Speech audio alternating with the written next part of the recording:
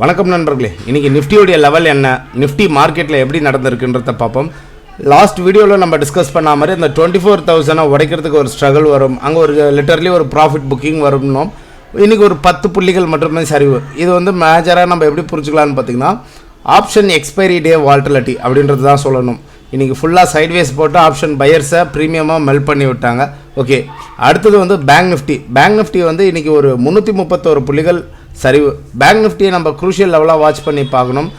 Upcoming டேஸஸில் bank Nifty fall ஆச்சுன்னா அது நிஃப்டியை ட்ராக் பண்ணி இழுத்துக்கிட்டு வரும்.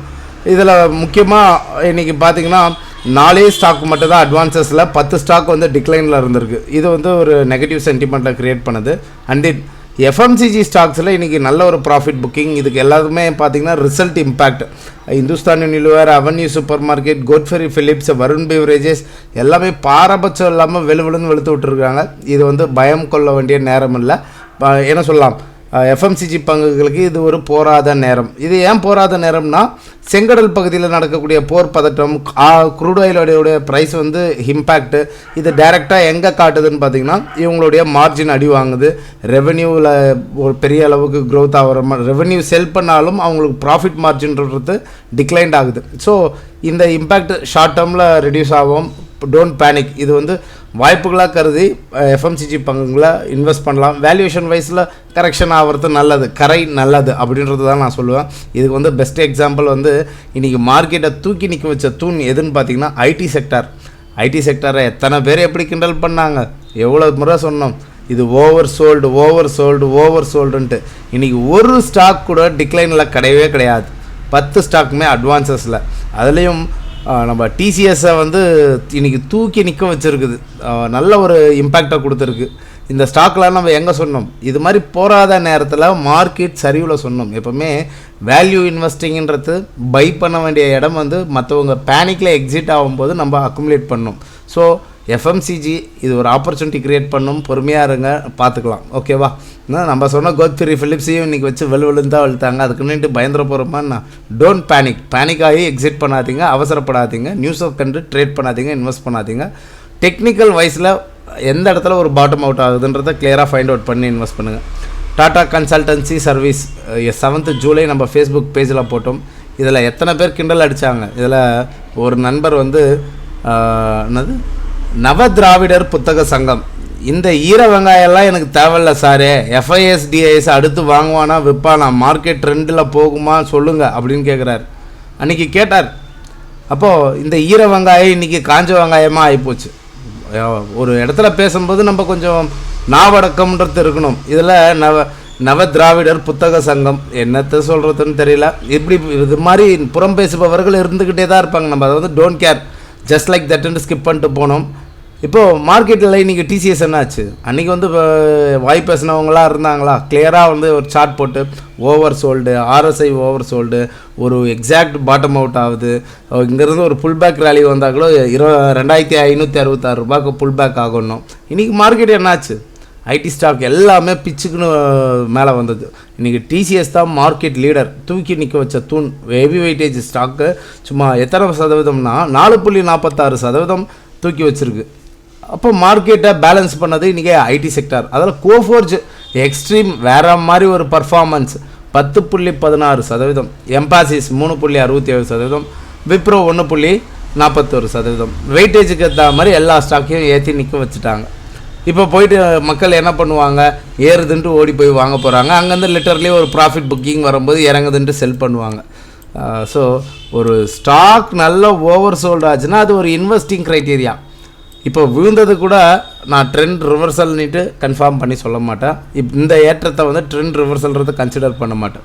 மார்க்கெட் விழுந்ததுக்கு ஒரு ரெக்கவரி சச்சிய பேசஸ்லாம் வரும், ஃபார்மேஷன்லாம் வரும். அவசரப்படாதீங்க. யாருன்னா வச்சுருங்க, கீழே இறங்குதுன்னா வித்துறாதீங்க. அதை தான் நான் சொல்லுவேன். ஃபர்தர் ஒரு லிட்டர்லி ஒரு கரெக்ஷன் வந்துட்டு ஐடி ஒரு மீண்டும் வாங்குறதுக்கு வாய்ப்புகள் தரும். அப்படி வாய்ப்புகள் தரும்போது கட்டாயம் நம்ம அப்டேட் பண்ணி தரோம். லைக் பண்ணுங்கள், சப்ஸ்கிரைப் பண்ணுங்கள், சேனலை ஃபாலோ பண்ணி வச்சுக்கோங்க. ஓகே, சேம் இதே சினாரியோ தான் இப்போ FMCGலேயும் இருக்குது. ஸோ டோன்ட் பேனிக், அவசரப்படாதீங்க. நம்ம போயிட்டு பேங்க் நிஃப்டி ஃபர்தராக மார்க்கெட் எப்படி மூவ் ஆகும், அண்ட் தென் இன்றைக்கி ஒரு ஸ்டாக் சொல்லியிருப்போம் CESC நீட்டு நம்மளுடைய ஸ்மால் கேஸ் போர்ட்ஃபோலியோவில் அந்த பங்கை வந்து ஆட் பண்ணிக்கலாம். ஏன்னா பவர் செக்டார் அந்த ஸ்டாக்ஸ் எதுவுமே கிடையாது. ஸோ பவர் செக்டாரில் ஒரு ஸ்டாக்கை நான் இன்க்ளூட் பண்ணுறேன்னா CESCயை இன்க்ளூட் பண்ணுறேன். அந்த ஸ்டாக்குடைய சார்ட் லெவல்ஸ் என்ன, அதோடைய டீட்டெயில்ஸ் என்னன்றதை கிளியராக பார்ப்போம். என்னோடய மெம்பர்ஷிப்பில் கொடுத்தேன், பட் வந்து மக்களுக்கு மறைக்கிறதுக்கு விருப்பம் இல்லை. கிளியராக அதையும் சொல்லிவிடுவோமே, பார்த்துக்கலாமே. வாங்க சார்ட்டில் பார்ப்போம். ஓகே, நிஃப்டி லாஸ்ட் வீடியோவில் நம்ம டிஸ்கஸ் பண்ணது என்ன, ஒரு டயகனல் சப்போர்ட்லேருந்து மார்க்கெட் புல் பேக் வரணும். எதிர்பார்த்த மாதிரி மார்க்கெட் அங்கே ஒரு புல் பேக் வந்தது.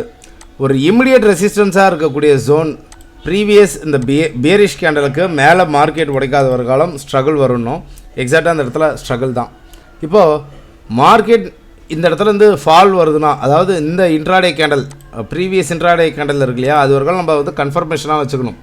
23,921 இந்த கேண்டலுக்குள்ளாரவே சச்ச கன்சால்டேட் ஆகிறதுக்கு உண்டான வாய்ப்புகள் இருக்குது.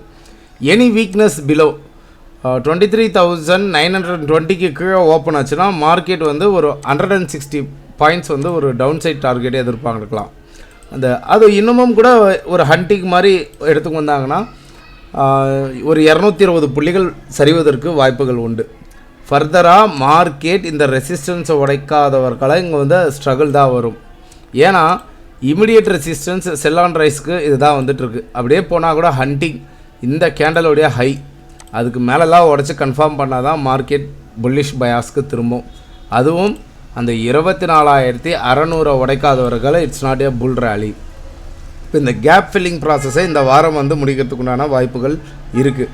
இதுக்கு யார் சப்போர்ட் பண்ணி தரா மாதிரி இருக்கிறாங்கன்னு பார்த்தீங்கன்னா பேங்க் நிஃப்டி இன்றைக்கி என்ன நடந்திருக்குன்னு பார்த்தீங்கன்னா, பேங்க் நிஃப்டியும் ஒரு டயகனல் சப்போர்ட்லேருந்து ஒரு புல் பேக் ரேலி வந்திருக்கு.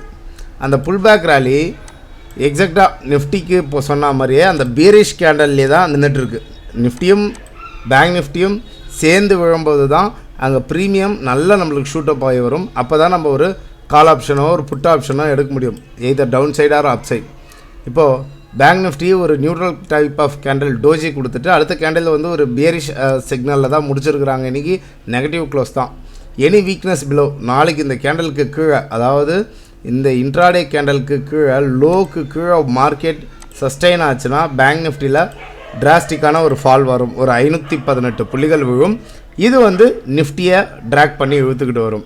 அப்போது இந்த ஃபால் வந்து எதுக்கோசரம் வராங்கன்னு பார்த்தீங்கன்னா ஒரு ஹெல்த்தியான ஒரு கரெக்ஷன். சரிங்களா, பேங்க் நிஃப்டியில் இருக்கிற ஸ்டாக்ஸ் எல்லாமே ரிசல்ட் எல்லாம் கொடுத்துட்டாங்க. அந்த ரிசல்ட் இம்பேக்ட்டுக்கு எல்லா ஸ்டாக்குமே விழுந்துடுச்சு. இப்படி இதை தான் நம்ம சொன்னது நேற்று வீடியோவில். அப்போ மார்க்கெட் இங்கே இருக்கிற கீழே இருக்கிற ப்ரீவியஸ் கேண்டலோடைய லிக்விடிட்டியை எடுத்துகிட்டு அதுக்கப்புறமேட்டுக்கா மார்க்கெட் இப்படி சச்ச சைட்வேஸ் போகும். இதுதான் மார்க்கெட் இந்த வாரம் மூவ் ஆகக்கூடிய சினாரியாவாக இருக்கும். இப்போ நம்ம சொன்ன ஸ்டாக் CESC, அந்த ஸ்டாக்குடைய க்ரைட்டீரியா என்ன, அதை வந்து ஒரு ஸ்விங் ட்ரேடை எடுக்கலாமா இல்லை ஒரு லாங் டேர்ம் ஹோல்டிங்ஸுக்கு ஹோல்ட் பண்ணலாமா, என்ன எதுன்றது கிளியராக சார்ட்டில் பார்ப்போம். ஓகே, CESC இன்றைக்கி நம்ம ஃபேஸ்புக்கில் கொடுத்துருப்போம். இந்த இடத்துல ஒரு இன்ட்ராடே ஸ்விங்குக்கு உண்டான மொமெண்டத்தை கொடுத்துருந்தோம். இது ஓவரால் ட்ரெண்ட் என்னன்னு பார்த்தீங்கன்னா, இந்த ஸ்டாக்கை நம்ம சொன்ன இடம்லாம் ரொம்ப லோவில் சொன்னோம். ஒரு 65 ரூபாயில் ஒரு பிரேக் அவுட் வரும்போது இந்த ஸ்டாக்கை விட்டுறாதீங்க அப்படின்னு சொன்னோம். அந்த இடத்துல இருந்து இந்த ஸ்டாக் கொடுத்த ரிட்டர்ன்ஸ் மிகப்பெரிய ரிட்டர்ன்ஸ். கிட்டத்தட்ட இந்த கன்சால்டேஷன் ஒரு ரெசிஸ்டன்ஸை உடைக்கும் போது சொன்னது, அந்த இடத்துல இருந்து மார்க்கெட் கொடுத்த ரேலின்றது மிகப்பெரிய ரேலி, ஒரு 200% ஏறிடுச்சு. அப்போ இந்த இடத்துல வந்து ஒரு ஃபவுண்டேஷன் தான் போட்டுட்ருக்கு. என்ன ஃபவுண்டேஷன் போட்டுட்ருக்குன்னா ஒரு சைட்வேஸ் ஃபவுண்டேஷன். இந்த சைட்வேஸ் ஃபவுண்டேஷனில் ஒரு டயகனல் சப்போர்ட் எங்கே இருக்குதுன்னு பார்த்தீங்கன்னா இதுதான் ஒரு டயகனல் சப்போர்ட். இப்போ இந்த டயகனல் சப்போர்ட்டில் இன்றைக்கி நம்ம ஒரு இன்ட்ராடே லெவல் அனலைசஸ்னால் என்ன, அப்போது மார்க்கெட்டுக்கு வந்து ஸ்ட்ராங்காக ஒரு புல் பேக் ஆனதுக்கு ஒரு ரிட்ரேஸ்மெண்ட்டாக வந்தது. இந்த ரிட்ரேஸ்மெண்ட் இந்த கன்சால்டேஷன் ஜோனை பிரேக் அவுட் அண்ட் ரீடெஸ்ட் அதை தான் நம்ம கொடுத்தோம். அந்த 158 வந்து SL வச்சுக்கணும். எனி வீக்னஸ் பிலோ இந்த 158 வரைக்காலும் வரலாம். இந்த 158க்கு கீழே மார்க்கெட் டிராஸ்டிக்காக உடையாதவர் காலம் இது வந்து ஹெல்த்தியான ஒரு மார்க்கெட்டை தான் போகும். இப்போது இந்த பர்டிகுலர் ஜோனில் எப்படி போகுதுன்னா ட்ரெண்டு, இது வந்து ஒரு ரைசிங் சேனலில் போயிட்டுருக்கு. அந்த ரைசிங் சேனல்னால் என்ன, அந்த சேனலை எப்படி புரிஞ்சுக்கலாம், எக்ஸாக்டாக இதுதான் ஒரு equal highs and equal lows. அப்போது அந்த ஈக்குவல் ஐஸ் ஈக்குவல் லோஸ் எங்கே இருக்குதுன்னு பார்த்தீங்கன்னா இந்த ஜோனில். ஃபர்தர் நீங்கள் இன்வெஸ்டிங் க்ரைட்டீரியாவில் நான் லிமிட்டட் குவான்டிட்டிஸ் தான் சார் வாங்குகிறேன், ஃபர்தராக நான் ஆட் பண்ணுவேன், ஹோல்ட் பண்ணுவேன், அவசரப்படாமல் வெயிட் பண்ணுவேன்னா இந்த ஸ்டாக் ஒரு ஹண்டிங் மாதிரி இந்த லோவில் இந்த இடத்துல இருந்து 163லேருந்து ஒரு ஹண்டிங் 154 வருகாலம் வந்துட்டு கூட மார்க்கெட் சஸ்டெயின் ஆகிட்டு மேலே போகிறதுக்கு உண்டான ப்ராபபிலிட்டி அதுதான் நம்ம 200 வருகாலம் டார்கெட்டாக கொடுத்துருப்போம்.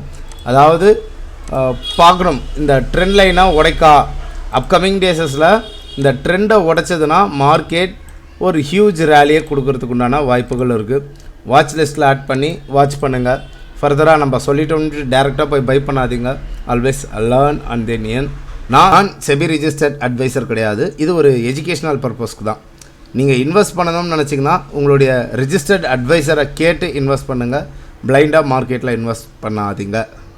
அண்ட் தென் ப்ரைஸ் ஆக்ஷனை ப்ராப்பராக லேர்ன் பண்ணி ஏர்ன் பண்ணணும். என்னை போல் டிசிப்ளினாக யாருடைய துணை இல்லாமல் மார்க்கெட்டில் சர்வே ஆகணும்னுட்டு விருப்பப்படக்கூடிய நண்பர்கள் அப்கமிங் ப்ரைஸ் ஆக்ஷன் கிளாஸஸில் ஜாயின் பண்ணலாம். ஆகஸ்ட் 8 கிளாஸஸ் ஸ்டார்ட் ஆகுது. வெபினார் கூகுள் மீட்டில் தான் போகும். லைவ் செஷன் நான் தான் டீச் பண்ணி கொடுப்பேன்.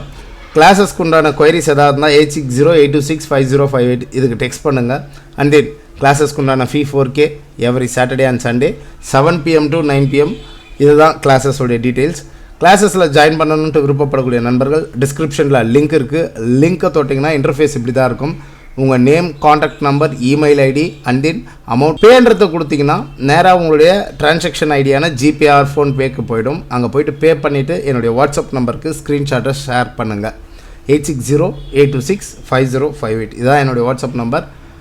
லைக் பண்ணுங்கள், சப்ஸ்கிரைப் பண்ணுங்கள். மற்றும் ஒரு பதிவில் உங்களை சந்திக்கிறேன். நன்றி, வணக்கம்.